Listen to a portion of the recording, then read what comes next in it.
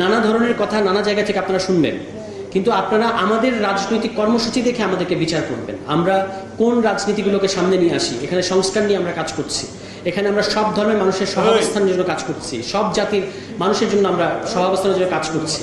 যখন জুলাই সনদের মধ্যে আসলো যে সব ধর্মের সব সম্প্রদায়ের মানুষের স্বীকৃতি, আমরা কিন্তু সেটার পক্ষে অবস্থান নিয়েছি।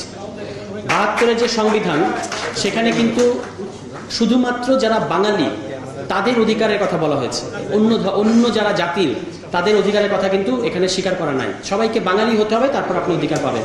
সেই বাঙালিও আবার আওয়ামী লীগ যাদেরকে মনে করে সেরকম হতে হবে, এর বাইরে অন্য কেউ হলে তাদেরকে তারা বাঙালি হিসেবে স্বীকৃতি দেবে না।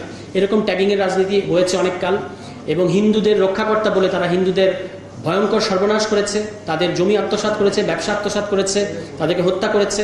এবং এখন আবার তারা আমাদের দেশে হিন্দুদের মধ্যে একটা ইনসিকিউরিটি তৈরি করার চেষ্টা করছে যে যেহেতু বাংলাদেশে আওয়ামী লীগ নাই, বাংলাদেশে তো হিন্দুদের আর কোনো উপায় নাই, হিন্দুদের আর কোনো তাদেরকে রক্ষা করার জন্য কেউ নাই।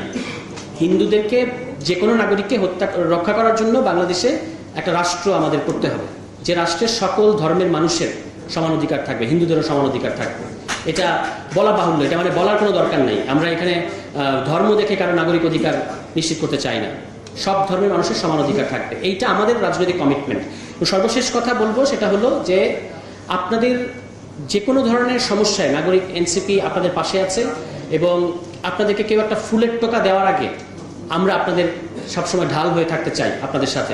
এবং আমাদেরকে সবসময় আপনারা অন্যের কথা না শুনে আমাদেরকে আমাদের সাথে আলোচনা করে আমাদেরকে বোঝার চেষ্টা করবেন, এইটা আপনাদের প্রতি আমাদের আহ্বান থাকবে।